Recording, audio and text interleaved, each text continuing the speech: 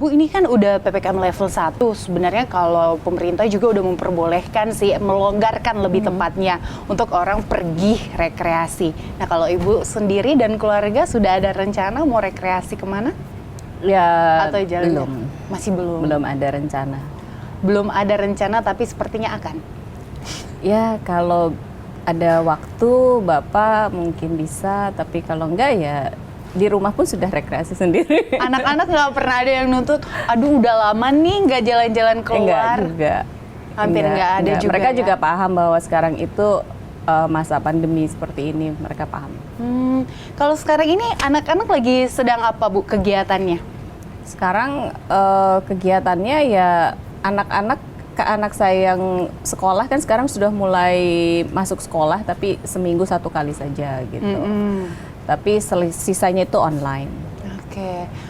Kebanyakan kalau misalnya ibu melihat anak yang sekolah online, kalau saya sih dengar informasi ibu agak, aduh stres nih caranya untuk mengajarin anak gimana sih sekolah online, karena anak pun bukan ibunya saja, anak pun mungkin jenuh ya, Bu, belajarnya. Itu caranya ibu biar anak tetap happy sekolah online itu gimana sih? Ya tetap mengingatkan kepada mereka untuk fokus dalam pelajaran, karena kita juga khawatir mengenai kualitas pendidikan ya sekarang ini.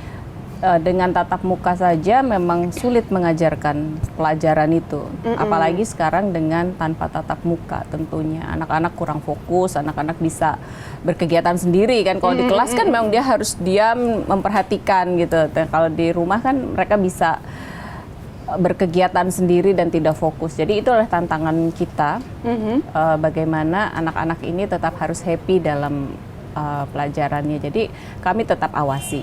Tetap diawasi. Ya, tetap diawasi. Ada tips dan trik nggak, Bu, supaya anak tidak jenuh belajar di rumah? Biasanya tuh banyak tuh orang tua yang akhirnya berkreasi dengan cara mengajari anaknya. Kalau Bu Nur sendiri seperti apa? Kalau saya, anak-anak itu pada saat break, ya mereka boleh mengerjakan apa saja yang mereka mau, gitu, supaya hilang jenuhnya kan. Contohnya? Ya pada saat mereka online gitu, lalu mereka break, mereka mau lari, mau berenang, mau apa silahkan gitu. Jadi gitu. Saya tidak mengharuskan mereka tetap harus belajar begitu, karena kita juga mengetahui dari pagi dan sampai sore kan mereka di depan layar terus begitu. Gitu. Pasti ada masa jenuhnya. Jadi kami membiarkan anak-anak untuk mengeksplor apa yang dia mau pada saat break itu. Yang penting pada saat masuk online-nya mereka harus tetap fokus. Oke, jadi belajar penting, tapi anak juga rasa happy-nya itu lebih penting. Ya. Iya, supaya kan kalau anak happy, jadi dia bisa menerima pelajaran dengan baik.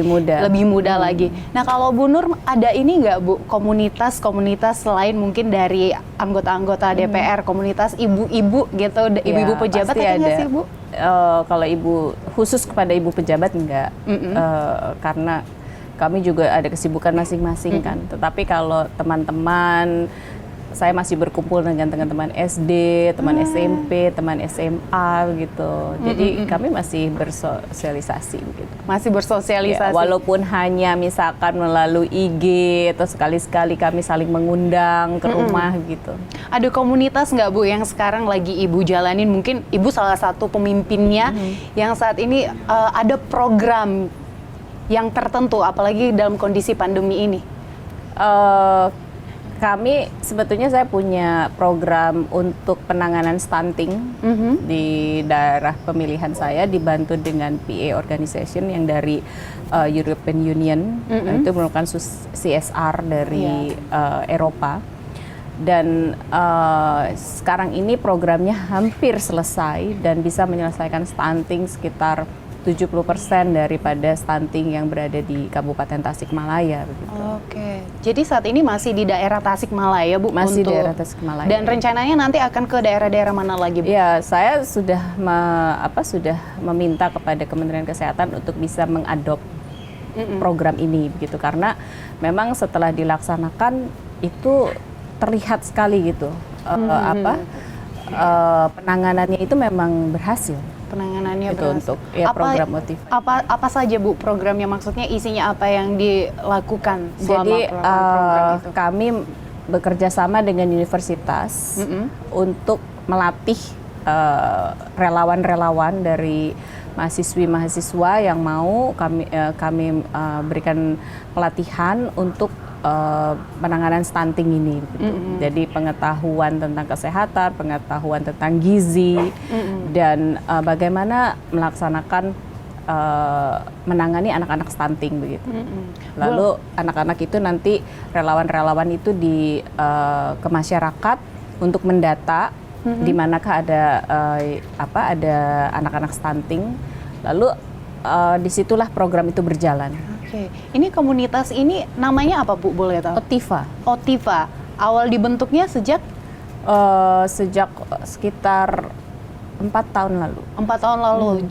Jadi program pertama dari komunitas Otiva ini memang fokus ke program stunting ya Bu? Stunting ya, memang untuk pengobatan stunting. Awalnya itu pada saat membentuk ini ibu yang menggagas atau seperti apa? Jadi kami bertemu dengan Pak Rio namanya, dia adalah direktur dari PA organisasi ini yang mempunyai CSR dari European Union gitu, dan mengatakan bahwa di sini akan ada CSR untuk penanganan stunting, maka bekerja sama dengan kami di daerah untuk program ini bisa berhasil. Oke, dan saat ini komunitas itu udah ada berapa banyak Bu anggotanya? Kalau relawannya sekarang makin bertambah karena mulai banyak universitas yang mau bergabung gitu. Tetapi programnya memang sudah hampir selesai karena kan program CSR itu ada masa periodenya gitu, dan hampir selesai. Ya semoga ini bisa dilanjutkan nanti ke depan baik oleh pemerintah daerah maupun pusat. Berarti ada banyak universitas-universitas. Ini kebanyakan universitas-universitasnya di Tasikmalaya. Di Tasikmalaya saja. Ada seperti Universitas Siliwangi, Universitas Muhammadiyah, dan lain-lain. Mereka yang menawarkan diri atau memang dari Otiva yang menawarkan program itu, Bu? Ya karena kita masuk ke universitas-universitas untuk merekrut relawan, dan banyak sekali yang mendaftar untuk menjadi relawan. Kalau Ibu melihat sendiri di lapangan, apakah saat ini wanita-wanita khususnya ibu-ibu ataupun orang tua cukup bisa dikatakan sadar akan adanya kasus-kasus stunting itu, Bu? Atau seperti sebetulnya masyarakat sadar, tetapi kebanyakan stunting ini kan ada di masyarakat yang memang dinilai kurang mampu begitu. Nah, kadang-kadang mereka juga tidak ingin datang ke posyandu, apalagi puskesmas kan, mungkin dengan infrastruktur yang kurang memadai dan lain-lain. Nah, sistem Otiva ini adalah jemput bola.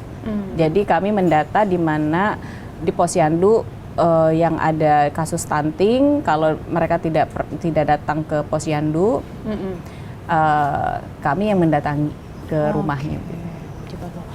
Mungkin boleh di-share kepada wanita-wanita yang saat ini menonton, apa sih Bu perlu yang dilihat atau yang diperhatikan agar anak tidak terkena stunting pada saat masih kecil? Pastinya dari saat dia akan menikah, anak ini, apalagi kalau kita punya anak gadis ya, pengetahuan mengenai gizi dan semasa kehamilan dan lain-lain itu memang harus diberikan kepada anak perempuan kita. Dan sekarang pemerintah pun sudah mempunyai program preventifnya kan. Salah satunya adalah pendampingan terhadap calon-calon pengantin gitu. Jadi mendampingan untuk memberikan pengetahuan-pengetahuan. Yang pasti putri yang akan menikah itu pertama sudah cukup umur, sehingga pada saat dia hamil itu dipastikan rahimnya sudah siap gitu. Dan keduanya juga pada saat kehamilan ibu-ibu itu memang harus diberikan pengetahuan juga mengenai gizi yang seimbang untuk bayinya, karena kan stunting itu bukan hanya proses begitu lahir dia kurang gizi kan, tetapi dari proses dalam janin pun itu sudah terjadi sebetulnya begitu. Berarti memang pendidikan sebelum dia bukan hanya pada saat mengandung, tapi justru sebelum menikah ya, sebelum Bu? menikah sudah diantisipasi agar tidak terjadi kasus stunting tersebut.